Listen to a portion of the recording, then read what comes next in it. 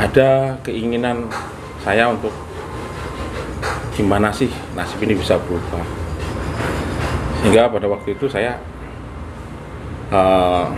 punya keinginan ke Korea waktu itu. Dengan segala keterbatasan dari keuangan semuanya yang mungkin kita pinjam-pinjam saudara. Halo, jumpa lagi dengan saya di channel Advokat Indonesia di Korea.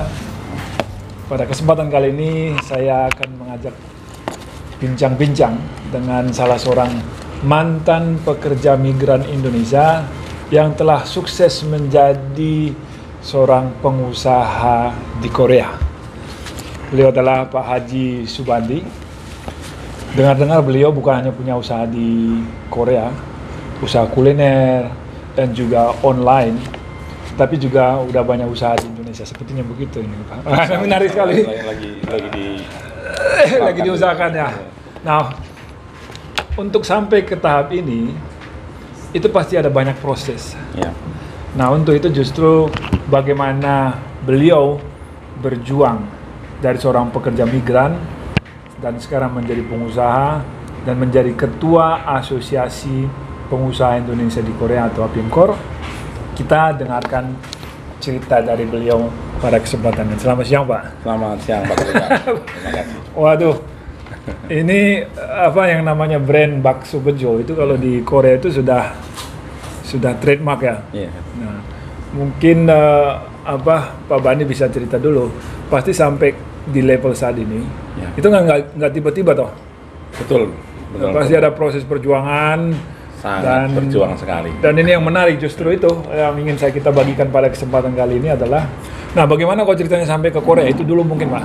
Oh ya, berawal dari saya seorang dari kampung ya, Pak ya. Waktu itu. Kampungnya di mana, Pak ini? Saya dari Lampung, Pak. Lampung ini. Kampung yang notabene-nya hanya lulusan SMA dan kemudian bekerja serabutan. Jadi sempat kerja serabutan juga? Ya, Pak. Setelah lulus. Tahun berapa, Pak, lulus SMA?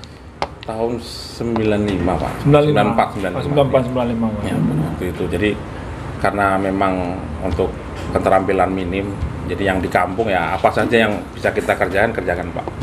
Merantau keluar daerah, Jakarta, jadi kuli bangunan seperti sampai itu. Ke Jakarta? Iya, sampai Jakarta kuli bangunan. Pulang, kita harus jadi buruh tani seperti itu. Sehingga pada waktu itu ada keinginan saya untuk gimana sih nasib ini bisa berubah. Melihat orang yang dari luar negeri pada waktu itu kan kok sukses dengan hanya beberapa saat saja seperti itu. Sehingga pada waktu itu saya punya keinginan ke Korea waktu itu. Dengan segala keterbatasan dari keuangan semuanya yang mungkin kita pinjam-pinjam saudara. Jadi yang kita pinjam ya mungkin 10 pulang 20 sampai pada waktu itu kan kita dididik juga waktu mau berangkat di Korea itu dengan seperti orang wamil, Pak. Tapi waktu itu sudah ada program E9 ya? G2G atau belum? Dulu bukan E9 namanya. Bukan E9. Kayak ITS namanya, trainee ya. AD atau IPA. Iya. Waktu itu mau berangkat ke Korea itu tidak seperti sekarang, Pak. Iya. Itu belajar, terus kita ada ujian, lulus, bisa berangkat. Dulu harus kita ada banyak uang, harus kita punya fisik yang kuat, apalagi di perusahaan yang ada beberapa perusahaan yang sangat diwajibkan waktu itu. Saya tidak bisa sebutkan. Iya, tapi berarti waktu itu datang lewat perusahaannya, Pak? Iya, lewat perusahaan PJTKI, Pak. PJTKI. Pada waktu itu tahun 2001, Pak, berproses untuk berangkat ke Korea. Sampai di sini itu gaji masih 240 dolar. Won. Iya. Padahal sekarang udah 1 juta sekian, Pak. 700 sekian. Waduh, loncatan. Pada waktu itu saya dengan ada potongan 6 bulan dari pihak PT X lah ya, PT X itu sekitar 120.000 per bulan, Pak. Udah setengah, Bayangkan Pak. saja Pak, ya, dengan beban hutang kita di Indonesia, waktu itu pemberangkatan sampai di angka 25 juta di tahun segitu Pak. Dengan dalih ada jaminan 12 juta yang bisa dikembalikan seperti itu. Karena ketakutan dari perusahaan nanti bila mana peserta ini sampai di Korea kabur ilegal seperti itu Pak. Iya. Nah mungkin saya potong sedikit. Nah rekan-rekan, saya ingin menambahkan informasi. Pak Bandi itu datang di tahun 2001 Pak ya. Ya, 2001. Pada waktu itu belum program E9 seperti yang ada sekarang. Karena program E9 itu dimulai dengan disahkannya Undang-Undang Foreign Worker Act tahun 2004. Artinya program itu baru berlangsung setelah 2004. 2005 ya. 2005 ya programnya. Ya, nah, jadi berbeda sekali ya pada waktu datang proses ke sini Sangat jauh sekali. dengan saat ini. Ya, Apalagi gajinya aja beda. beda sekali. 240 itu 240 Korean won Ya. dibandingkan dengan yang sekarang sangat berbeda. Namun demikian beliau tetap berani mengambil langkah karena memang untuk meningkatkan Ya, bagaimana taraf hidup, hidup. Jadi itu adalah titik awal. Jadi beliau waktu itu datang lewat PT ya, karena belum ada program G2G G2G belum. pada waktu itu. Belum. Nah, terus gimana Pak setelah itu mutus sampai di Korea? Terus gimana waktu itu Saya perasaannya? bermimpi itu seperti ini, Pak. Ketika saya sampai di Korea, saya berpikir perusahaan di Korea itu pakai seragam begitu, Pak. Nanti dijemput dengan bis karyawan. Karena uang pelatihannya gitu ya Nah, waktu itu. mimpi saya seperti itu. Jadi kayaknya kok ada intelektualnya gitu. Tetapi semua impian saya itu berbeda jauh dengan ketika saya sampai di perusahaan saya waktu itu. Saya sempat menangis Pak. Ini perusahaan atau kandang sapi gitu loh. Karena waktu itu saya ditempatkan di perusahaan mebel Pak, yang fasilitasnya ya malah lebih bagus di kampung saya Pak. Jadi kayak seperti kamar mandi, seperti tempat tidur, semua kacau semua Pak. Jadi Itu karyawannya berapa orang Pak? waktu itu 4 orang Pak. Orang asing semua atau hanya orang Korea? Orang Korea semua Pak. Jadi Pak Bani satu-satunya? Iya, satu-satunya orang asing Ya, di situ. kebayang. Jadi saya nangis ya Pak. Dan di situ bukan tempat kompleks pabrik di mana ada teman-teman bisa kita ketemu Pak. Iya. Saya dapat di Seoul waktu itu di sebelah World Cup Stadium. Oh. Nah, saya bekerja di situ Pak. Sekarang udah digusur. Iya. Tempatnya digusur. Iya, bisa dibayang tuh. Jadi waktu itu saya harus kalau mau ke pasar Pak, saya nggak berani naik bis karena takut nanti saya sampai kemana kan, katanya bagaimana gitu. Jadi saya jalan kaki tiap hari gitu. Ya menangis Pak karena saya harus kapan sih saya bisa ketemu sama teman-teman. Beda jauh dengan sekarang. Iya. Sekarang kalau dulu kita mau cari HP susah Pak, nggak kayak sekarang. Iya. Sekarang aja bangun tidur kita bisa langsung beli HP Iya. gitu. Kalau di zaman saya dulu Pak sama sekali. Makanya tidak sesuai dengan Ekspektasi. pendidikan saya sebelum berangkat ke Korea Pak tadi. Iya, Waktu iya. itu Semi militer di luar biasa Pak ternyata di Tarika. sini Luar apa? biasa. Itu mungkin pendidikan satpam ataupun yang lain masih kalah Pak tadi kan. Nah itu berapa lama Pak? Kami harus 1 bulan itu Pak.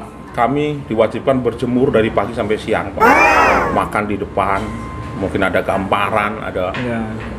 Jadi di angkatan kami itu tidak ada yang punya kulit putih Pak, hitam semua. Jadi waktu itu pasti bulan Agustus ya Pak, panas-panasnya. Kami itu harus berjemur.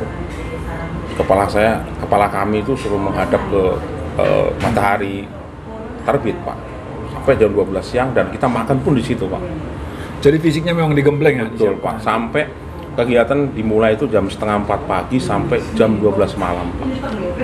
Itu benar-benar menguras, pokoknya habis-habisan Pak di situ. Iya. Gitu, seperti itu. Nah itu berapa lama Pak di perusahaan yang pertama? Itu sampai saya di 2005 Pak waktu itu. Lumayan lama juga? Ya, waktu itu kebetulan ada apa namanya, orang bisa nambah lagi Pak. Ya, Jadi karena kebetulan kita ada nambah seperti itu. Nah setelah 2001 sampai 2005 ya? Ya. Itu ada pindah perusahaan, tempat kerja atau Tidak ada. Tidak ada. Jadi saya memutuskan untuk pulang waktu itu, Pak. 2005. Ya, dengan harapan saya ada modal, Pak, waktu itu untuk saya pulang. Dan waktu itu kan untuk uang saya kirim ke keluarga, Pak. Keluarga, bukan ke saudara. Jadi ini saya, gimana Pak ceritanya bisa jadi pengusaha? Nah. Tiba-tiba ini kan pasti ada suatu transformasi ini. Apa yang membuatnya? Sebenarnya ketika saya berkumpul dengan teman-teman, sebelum saya kepulangan saya di 2013, saya melihat ada titik yang bagus ini. Bagusnya gimana? Banyak orang Indonesia, tapi tidak ada pengusaha Indonesianya. Jadi sudah bertahun-tahun mengamati 2001 ya. Sampai hampir 2013 ya? Iya, 13. Lebih 10 tahun ini observasi gitu, ini kok banyak orang pasarnya Indonesia, besar. tapi tidak ada pengusaha Indonesia. Tapi waktu itu sudah ada warung kan ya? Ada, Pak, tapi pemiliknya orang Korea. Jadi yang bekerja orang Indonesia, konsumennya orang Indonesia, pemiliknya orang Korea bagian kasir, Pak. Jadi enak sekali ya. Jadi saya itu sebelum mimpi lagi, Pak. Gitu ya? Saya coba di 2011 padu keberuntungan, diadakan kerjasama dengan. Iya. Terus saya coba buka warung lah, Pak, ya, warung-warung. Iya, warung seperti apa Pak yang dibuka pertama sekali? Jadi kepikiran setelah melihat itu ada warung-warung yang lain kok semuanya orang Korea juga. Coba gitu, Pak. Nah, mungkin idenya itu bikin warung seperti apa Pak? Awal sekali. Awalnya ya biasa seperti mereka, copy paste gitu. Iya. Ternyata tidak semudah, Pak, yang kita bayangkan. Iya. Jadi belum tentu sesuatu yang copy paste itu bisa menimbulkan yang baik seperti yang kita copy. Iya. Ternyata nggak sesuai yang saya bayangkan dengan nggak segampang yang dibayangkan. Saya cobalah dengan menu-menu seperti ini. Ternyata tidak juga. Memang kita harus, kalau menurut saya yang saya alami itu, Pak, kita harus punya terobosan yang bagaimana teman-teman ini nggak bisa melakukan kegiatan masak di kisuksanya. Satu contoh kan, kalau membuat rendang, buat gulai, buat yang bumbu-bumbunya sudah ada, mereka bisa, Pak. Nah, terus pada waktu itu saya Pak, pulang ke Indonesia 2014 saya kesini. Kebetulan waktu itu pulang ke sini status istri orang sini, Bapak. Ya, jadi dulu sebab berkeluarga di sini dengan orang Korea ya. Nah, status istri orang sini karena memang ada hal yang memang tidak bisa diteruskan. Iya. Itu juga beliau kena sakit waktu itu.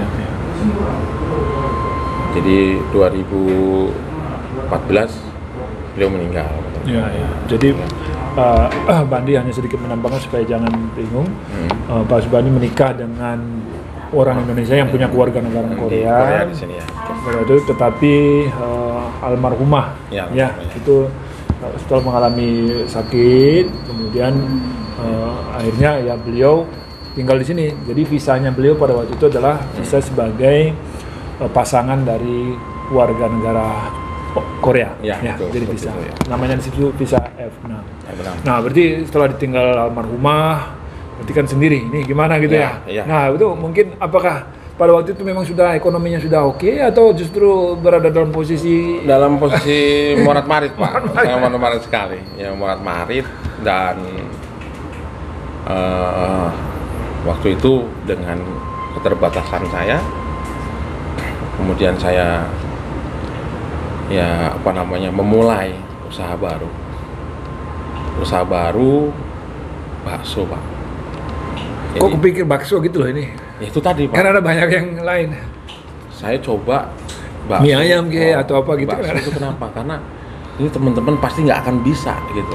Nggak semudah itu membuatnya. Karena kalau untuk di Indonesia kita nggak punya mesin giling, datang ke pasar, kita minta dengan jasa penggilingan, kita pulang bisa bawa bakso, Pak.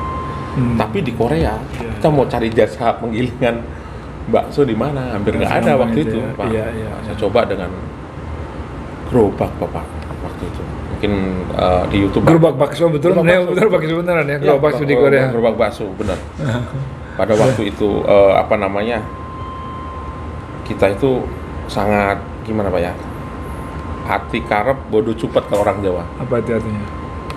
Saya punya keinginan, tapi saya nggak punya modal.